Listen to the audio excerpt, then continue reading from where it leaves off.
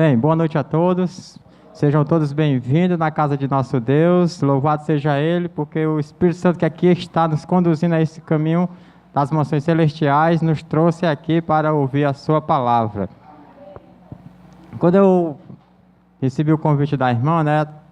E aí comecei a perguntar onde era o local e tudo. Ela me explicando que era São Bernardo, pedi endereço, né? Meu nome é Daniel, como fui representado, sou do Jardim União, distrito José Walter. E aí eu peguei e chamei meu querido irmão também, o Francivaldo, para a gente vir de ônibus. Só que ficou uma coisa meio assim, rapaz, se eu for de ônibus a gente não vai acertar o lugar. Porque eu nunca andei por aqui, né? Eu estou aqui há poucos anos, né? Sou do interior, mas eu estou aqui há poucos anos. E aí ele teve uma ideia de chamar o menino para a gente deixar nós, né? Aí conversamos com o Fábio, que já veio aqui. Não sei se foi ele que pregou ou foi a esposa dele. Aí ele veio nos deixar aqui, mas louvado seja ele. E aí, o tema de hoje nós vamos falar sobre o perdão, certo? Sobre o perdão. A música que foi cantada, o hino 61, ela marca algo que aconteceu na vida de uma pessoa inocente, de Cristo. Ao ser humano, Cristo criou tudo perfeito. E quando Cristo criou tudo perfeito, Ele criou o ser humano. E aí Deus deixou uma ordem para o ser humano, nossos primeiros pais. Eu gosto de dizer uma coisa, que Deus, Ele não nos proíbe nada, mas Ele nos alerta, Ele deixa uma ordem. Ele diz, filho, se você seguir isso aqui, vai de bem. Se você seguir isso aqui, você vai colher as consequências. E ao Deus criar o ser humano, deixou essa ordem, deles não comer da árvore do conhecimento do bem e do mal. E aí, o ser humano vai e desobedece a Deus. Né? Lógico que uma serpente, o inimigo usou uma serpente ali, começou a induzir, começou a maliciar, botar coisas na cabeça dela, coisas boas, e aí ela vai e cede à tentação. E ao ela ceder à tentação, agora o inimigo vai e usa a mulher para levar até o seu marido. E aí ela vai e chega lá e oferece a fruta para ele. Tem um pensamento que diz que se ainda uma pessoa, só uma pessoa, tivesse pecado, Deus teria vindo a esse mundo. Aí na minha mente vem assim, bom, se só Eva tivesse caído e Adão tivesse resistido, ainda assim Cristo vinha pela essa pessoa. Amém.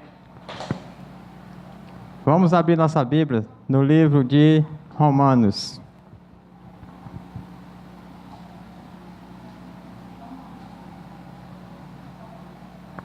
Romanos capítulo 3.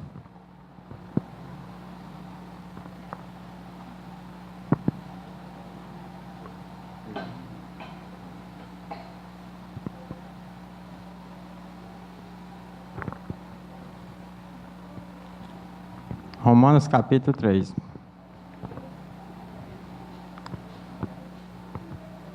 A música que foi cantada, que fala da cruz do Calvário.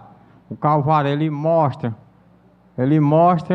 como os homens podem ir longe no pecado e como Deus, ele pode ir longe para salvar a nós. E quando você vai lá para Gênesis, capítulo 3, você tem ali o verso 15, uma mini profecia. Quando eu entrei aqui, aí eu vi isso aqui, eu achei bem decorativo. Aí eu vi aqui o melhor presente, aí eu falei para o nosso irmão, olha ali, o melhor presente, qual foi o melhor presente? Foi de Deus ter enviado o seu Filho para vir a este mundo, para nos abrir caminho para que a gente tivesse outra chance. E quando você vai para Gênesis 3, você vê ali uma mini profecia que parte dela se cumpriu, que diz assim, que porém inimizade entre ti e a tua descendência. E diz, este te ferirá o calcanhar, este ferirá a tua cabeça, e tu ferirás o calcanhar. Perceba que o calcanhar de Cristo ele foi ferido. Essa parte foi cumprida. O calcanhar de Cristo foi ferido quando ele veio aqui a este mundo. E padecer para perdoar os nossos pecados. Aí você percebe que no livro de Romanos, capítulo 3, no verso 15, o apóstolo Paulo ele diz uma coisa interessante. Vamos fazer uma oração. Nosso querido Deus, nosso Pai Celeste, aqui está a Tua palavra aberta em nossas mãos, Pai, que te pedimos a orientação do Deus Espírito Santo, Senhor. Que Ele venha iluminar nossa mente, para que assim possamos compreender a verdade que o Senhor tem para nos revelar, Pai. Perdoa os nossos pecados, nos ajuda a cada dia, em nome do Teu Filho amado Jesus Cristo, é o que eu te peço e te agradeço, amém. Quando você vai para o livro de Romanos, capítulo 3, versos 22, o contexto aqui ele vai estar relatando de algumas pessoas que se achavam que salvação era por obras. E aí Paulo quer deixar uma coisa bem clara. Ele diz, capítulo 3, verso 23, todos pecaram e carecem da glória de Deus. Se você for ler embaixo aí, você vai ver que tinha uma confusão tal de que o pessoal, para ser salvo, ele teria que fazer alguma obra. E isso foi bem verídico até quando Cristo esteve aqui. Quando você vai lá Cristo contou até uma parábola do fariseu e o publicano. Você vê que dentro de um tempo, o fariseu se levanta, aí vai orar a Cristo, e ali ele ora de si para si mesmo, e começa a rebaixar seus irmãos, dizendo assim, ó Deus, não sou como esses homens, roubadores. Ainda vai mais além, ele ainda diz assim, dou o dízimo de tudo quanto eu ganho, dou o dízimo de tudo e jejum 2 vezes. De que ele dava o dízimo? Do endro, do cominho e da hortelã. É o que diz Mateus 23, 23. Né? E aí Paulo vem dizendo que agora todos pecaram e carecem da glória de Deus. Mas vamos abrir lá em Atos 3. Atos capítulo 3, volte algumas páginas aí. A gente vai ver outro relato aqui. Atos capítulo 3, verso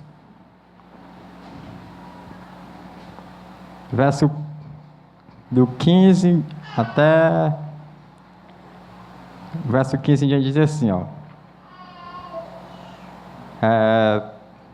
Desartes, ou em outra tradução vocês mataram o autor da vida, a quem Deus ressuscitou dentre os mortos, do que nós somos testemunhas.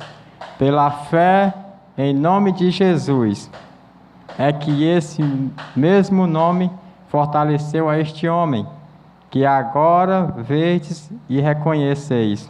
Sim, a fé que vem por meio de Jesus deu a este saúde perfeita na presença de todos vós. E agora, irmãos, eu sei que o fizeste por ignorância, como também as vossas autoridades. Mas Deus assim cumpriu que dantes anunciara por boca de todos os profetas que o seu Cristo havia de padecer. Veja que interessante aqui. Esse relato aqui aconteceu que eles fez um grande milagre de um homem coxo que estava ali no templo e aí pedindo esmola. Aí Pedro vai e diz que não tenho ouro nem prata, mas o que eu tenho eu te dou, em nome de Jesus, levanta e anda. Eu acho essa história interessante. E o mesmo povo que crucificaram Cristo ali, viu aqueles milagres, mas não se rendia aos pés de Cristo. E aí eu vejo nesses homens a preocupação e o amor pelo seu próximo. Veja o que ele diz, eu sei que vocês fizeram, irmão, por ignorância. Aí quando eu me vejo isso aqui, aí me vem na mente, sabe o quê? Quando Cristo estava ali de braços abertos. Quando ele estava para dar seus últimos suspiros, ele disse, Pai, perdoa-os, porque eles não sabem o que faz. Porque o próprio Jesus disse que ele não veio a este mundo para condenar, mas para salvar. Enquanto o povo matava ele ali, ele estava perdoando aquele povo. E aqui ele diz: irmão, eu sei que vocês fizeram por ignorância. E no verso 19 ele diz assim: arrependei-vos, pois, e convertei-vos, para seres cancelados o quê? Os vossos pecados. Eu quero dizer uma coisa para você, meus irmãos. Cristo veio a esse mundo por 3 motivos. Biblicamente falando, por três motivos. A gente vai ver esse motivo dentro da Bíblia. O primeiro motivo, ele veio a este mundo para nos oferecer o perdão. Veja lá em 2 Crônica, só que tem uma condição. 2 Crônica,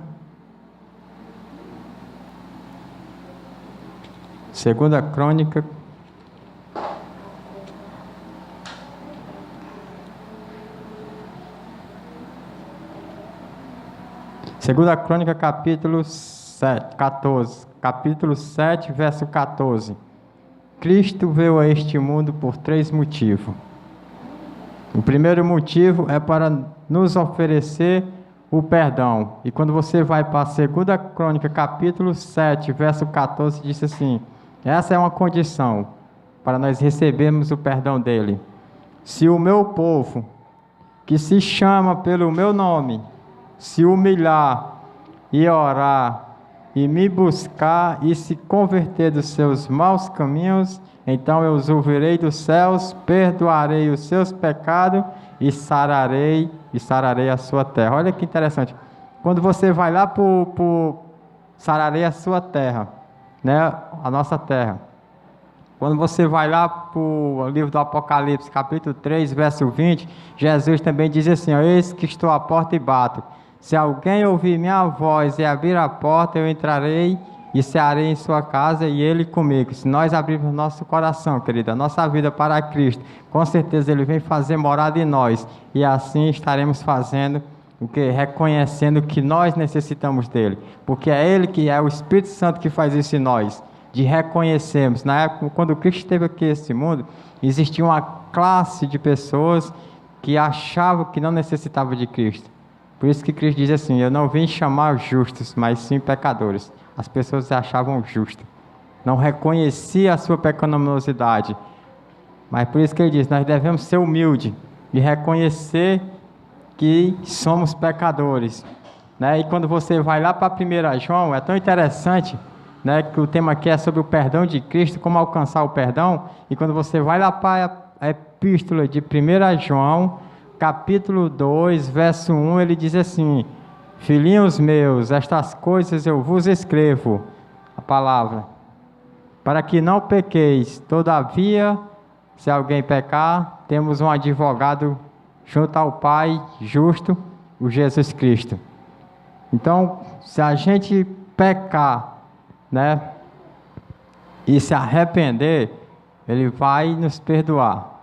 E eu quero dizer uma coisa para você: o céu todo está envolvido na minha e na sua salvação. E a gente sabe como? Todos nós temos, quando você vai para o livro de Daniel, que fala sobre profecia, lá diz que se abriam livros, ainda outros livros, e cada um foi julgado conforme as suas obras. Veja que no céu existem livros. Então, se existem livros no céu, alguém está relatando algo, certo? Eu quero mostrar para você aqui como é que procede o processo do perdão que nós temos que pedir a Deus e Deus nos perdoa. Veja, quando Daniel diz que abriu um livro e outro livro, mais outro livro, o livro da vida foi aberto e cada um foi julgado as suas obras, eu sei de uma coisa: nós temos, cada um de nós temos um anjo relator. Mas não precisa ficar se preocupado não, que ele não vai botar tudo não, certo? Cada um de nós temos um anjo relator. Perceba o seguinte: eu vou ser o personagem aqui. Eu tenho o meu anjo relator, certo? Mas aí tem um irmão. Eu quero mostrar para você como o céu todo, desde os anjos até o Pai, né, que envolve a Trindade, os anjos, a Trindade, estão envolvidos e interessados na minha e na sua salvação. Eu tenho um anjo relator, ele passa o dia comigo, relatando algo. Aí eu tem um irmão ali que eu não gosto dele. E quando eu não gosto dessa pessoa, vai criar um rancor dentro de mim. E aí, só que aqui dali vai ser relatado, certo? Vai ser relatado. E aí, quando é de tardezinho, esse anjo relator, ele sobe. Ele sobe. Jesus disse assim, ó. Jesus disse assim. Eu vou ao Pai e Ele vos enviará outro Consolador, que é o Espírito Santo, certo? Para trabalhar na nossa vida. E aí o anjo relatou ali, mas só que o Espírito Santo, eu começo a andar e eu começo a ouvir a voz aqui. Olha o que você está fazendo. Começo a ouvir uma voz, um cutucado. E quando eu dou ouvido dessa voz, o que é que eu faço? Aí eu vou me ajoelhar, vou pedir perdão a Deus, mas antes eu tenho que me conciliar com meu irmão. Vou pedir perdão a Deus, aí o Espírito Santo vai, né? Deus vê o meu pedido, e aí agora entra a parte, o Espírito Santo já me comoveu aqui. Aí agora entra a parte de Cristo, que ele diz: filhinho meus, estas coisas eu vos escrevo para que não pequeis, certo? Nós temos advogado justo. Aí quando eu confesso o meu erro, aí Cristo vai agora, se levanta e vai até o Pai e mostra o que Ele fez por nós. Mostra as suas mãos, os furos que Ele sofreu por nós. E aí o Pai vai e nos perdoa. E aí o Pai vai e nos perdoa. Amém? Por isso? Agora, existe outro porém também. Pode acontecer de eu não receber esse perdão, né?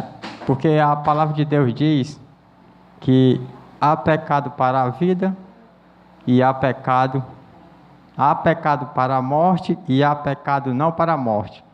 Eu quero dizer para você e mostrar qual é o pecado para a morte e o pecado não para a morte, certo? Vamos abrir lá em Mateus, por favor. Mateus capítulo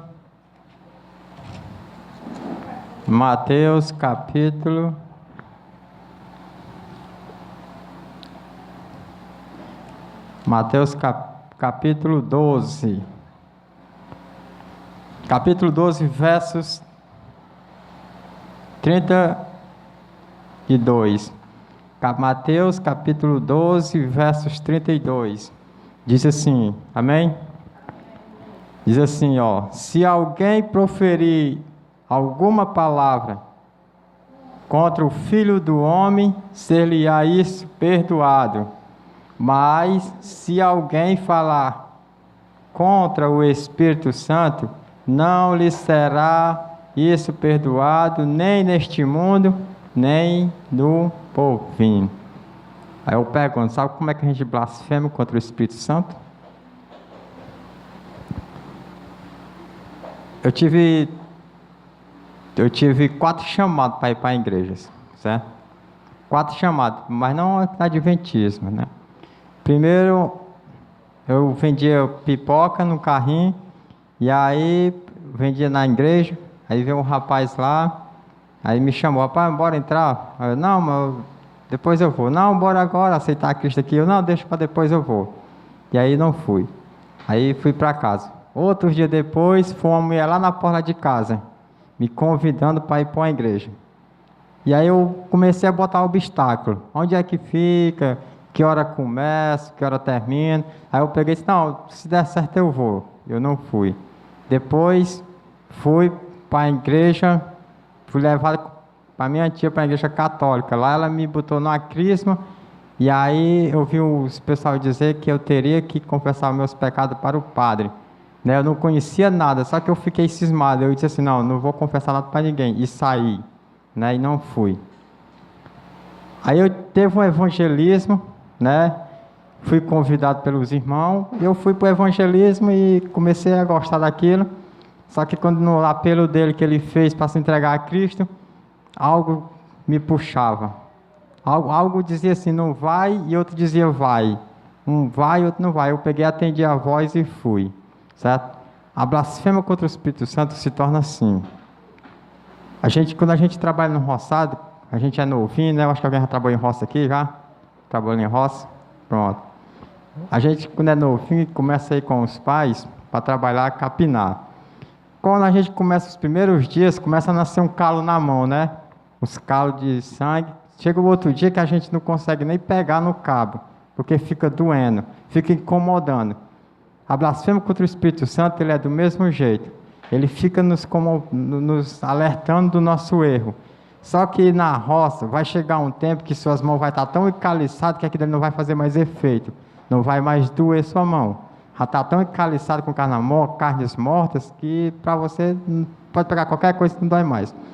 O Espírito Santo, ele vai nos alertando, mas quando a gente vai deixando de dar ouvido a ele, chega um momento que a gente não consegue mais ouvir essa voz do Espírito Santo.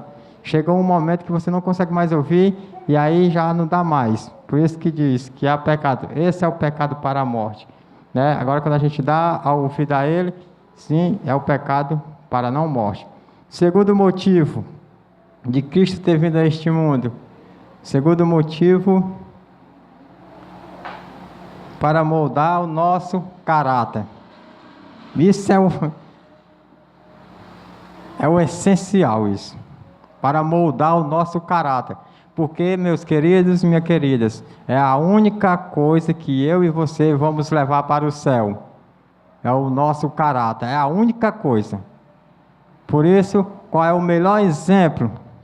Aí em Mateus mesmo, no livro de São Mateus, capítulo 11, volte só, deixa aí mesmo, pronto, tá aí já. Mateus capítulo 11, verso 29, diz assim, ó: tomai sobre vós o meu jugo, e aprendei de mim, porque sou o quê? Manso e humilde de coração, e acharei descanso para a vossa alma. Humildade, querido. É o melhor exemplo, é o de Cristo. A gente aprender com ele porque ele é manso, então nós devemos ser mansos. E eu acho interessante que nesse livro aqui, Vidas e Ensino, né? A profetisa do Senhor, ela fala algo interessante.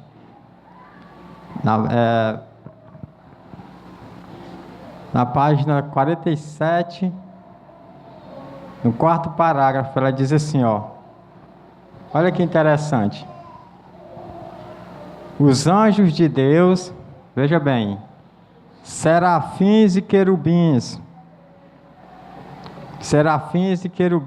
os poderes encarregados de cooperar com as forças humanas,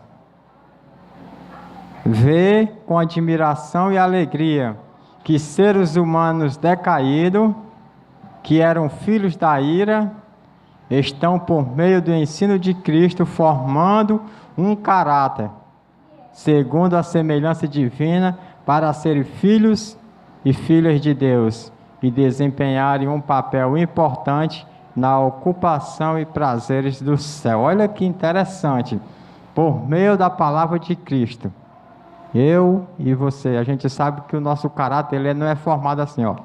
Aceitou Cristo hoje, batizei no tanque? Não é assim. É o que ela diz, por meio do ensino de Cristo, por meio da Bíblia, é que o nosso caráter ele vai ser moldado. E deixa eu dizer uma coisa para você. Quando eu aceitei a Cristo, sabe? Quando eu aceitei a Cristo, eu ainda continuava fumando, né? Aí, passei mais ou menos, tá com 4 anos que eu aceitei a Cristo, né? 4 anos. Mas no começo, eu ia para a igreja, mas quando eu chegava da igreja, eu começava a fumar. Né? Ia para a igreja e quando eu voltava, fumava lá em casa. Aí chegou uma vez que ficou na minha mente aquele cutucando, e eu disse assim, Senhor, se realmente eu te aceitei de verdade mesmo, e se realmente é o que tu almeja, então tira de mim esse prazer de fumar esse cigarro. Aí quando foi no outro dia, não me veio mais a vontade de fumar. Amém? Por isso, para a honra e glória de Deus, graças a Deus, eu tive uma resposta. E terceiro motivo, né, que é o melhor de todos, terceiro motivo, o mais importante, para nos salvar. Você percebe que Cristo ele quer fazer uma obra completa. É completa, não é meio termo. Que nem você viu a história dos 10 leprosos, né, que receberam a cura de Cristo. E ali, quando um volta, o próprio Jesus diz assim, não eram 10? Cadê os outros 9? Aí você percebe como Cristo ele quer fazer a obra completa, mas só um voltou para dar glórias a Deus, então esse daí saiu justificado. Veja que o terceiro motivo é para nos salvar. Mateus 11, aí mesmo, Mateus capítulo 11, no versos... Mateus 11, verso... Não, Mateus 18, perdão, gente. Mateus capítulo 18, no verso 11, que diz assim... Mateus capítulo 18, versos 11, que diz assim: porque o Filho do Homem veio salvar o que estava perdido. Sabe, eu fico imaginando,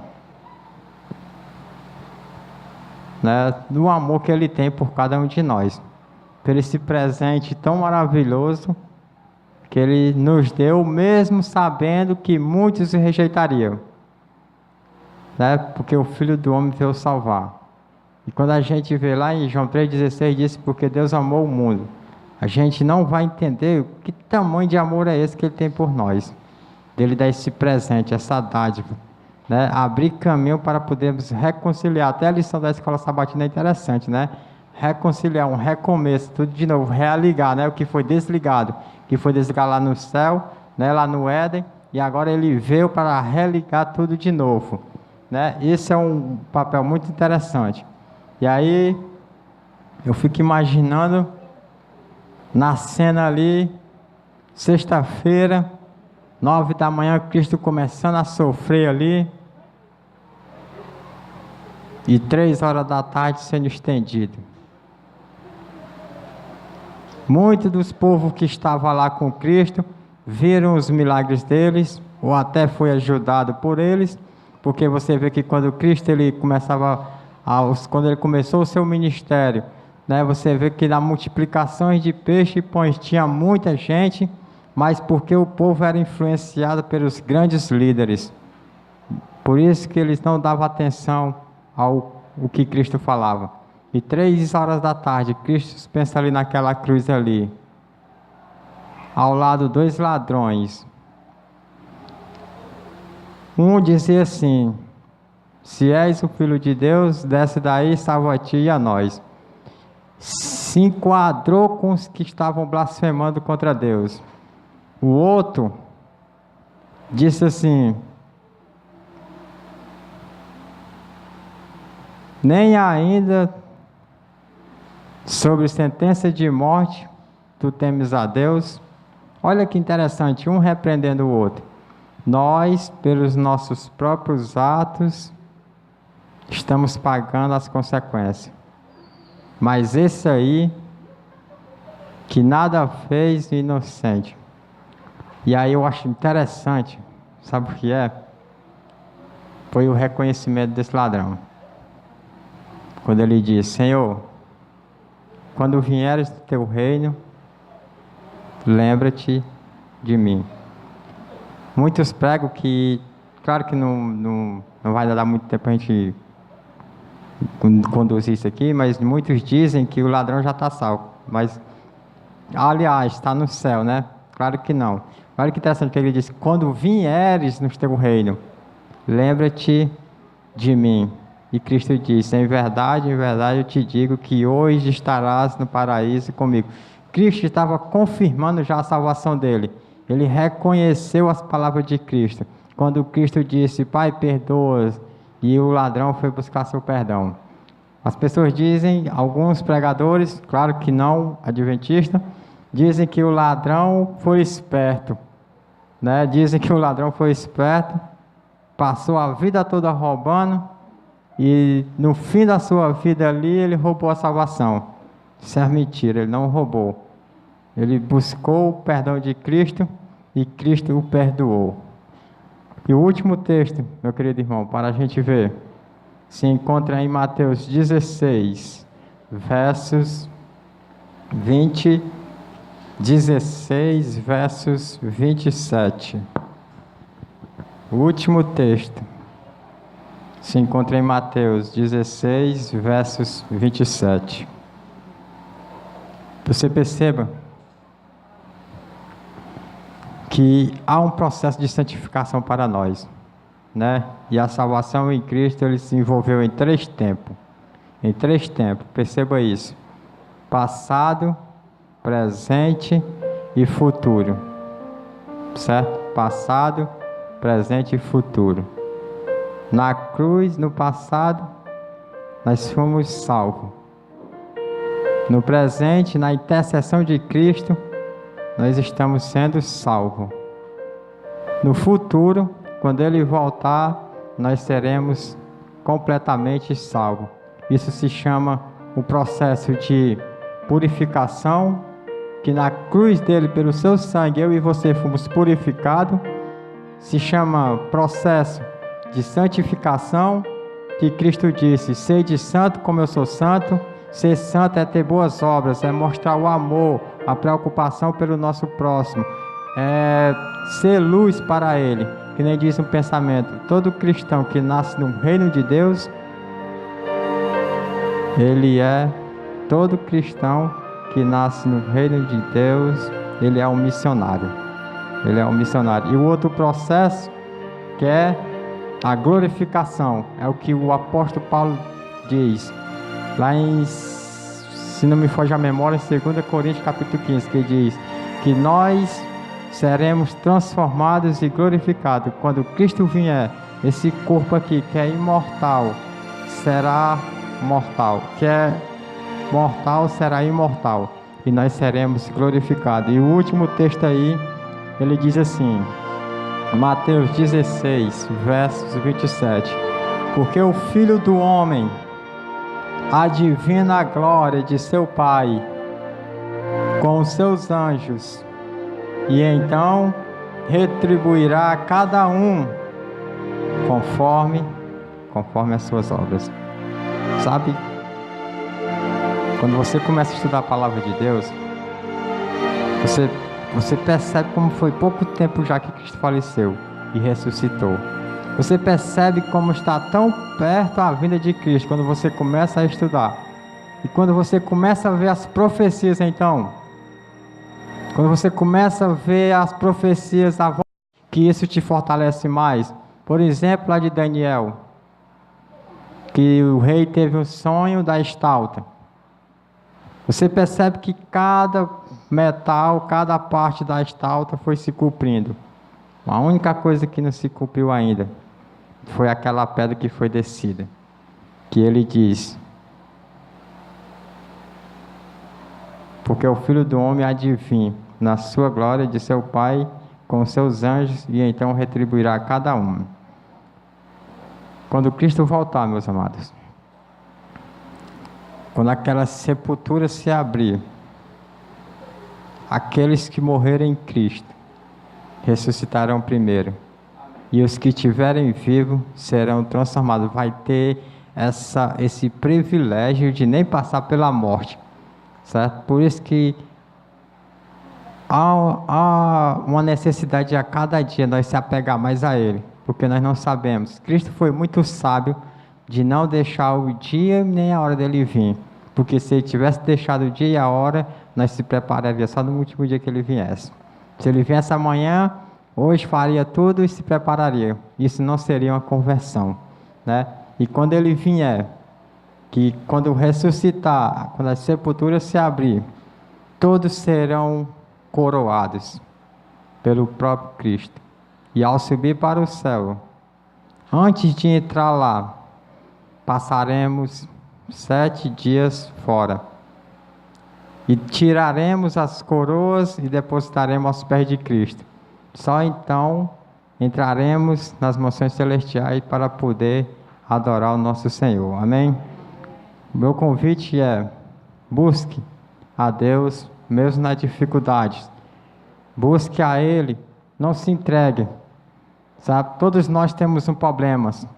Todos nós temos as nossas dificuldades, seja no trabalho, seja na escola, seja o que for o aspecto, nós temos uma luta.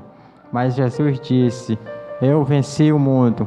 Então, se Ele venceu o mundo, se nós estivermos com Ele, com certeza, nós também seremos vencedores. Amém? Eu convido a você a só colocar de pé e juntos cantaremos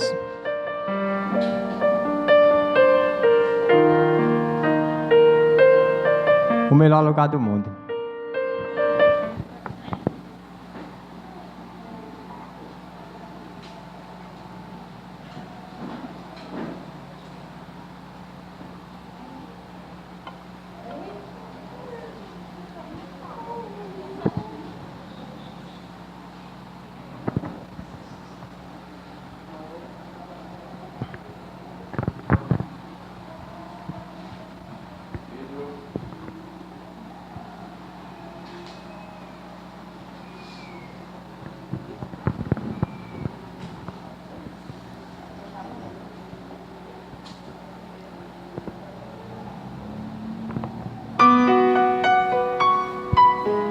Eu não sei o que você está sentindo, não sei quais são seus problemas, suas aflições.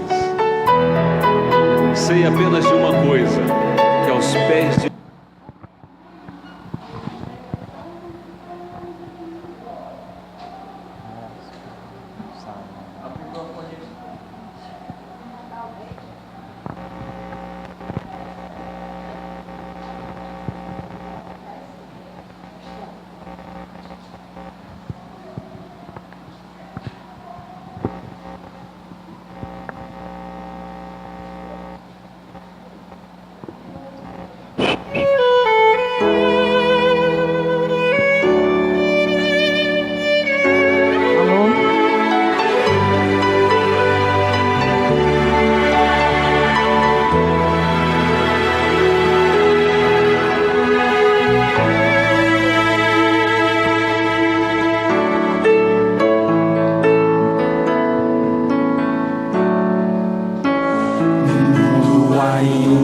existem belezas que alegram a vida e nos fazem sonhar. Recantos felizes da natureza, onde qualquer ser humano gostaria de estar.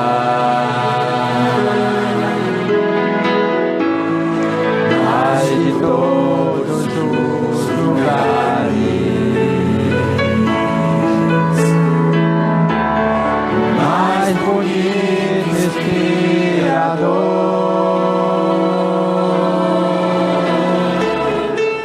é onde vivo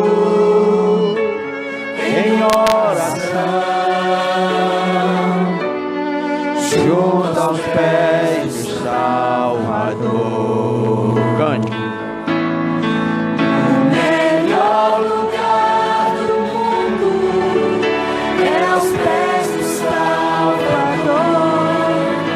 É ali onde a esperança traz alívio ao sofredor.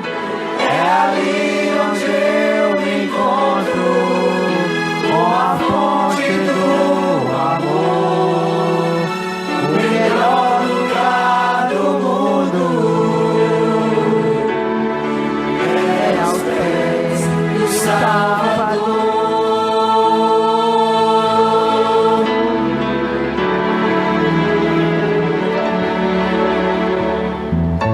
Sonhamos com casas que tenham conforto, talvez numa encosta com vista pro mar. Essas maravilhas não fazem sentido se Cristo não está em primeiro lugar.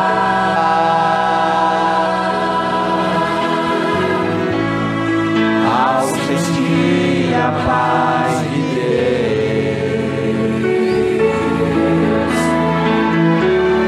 seu poder e amor profundo, eu posso estar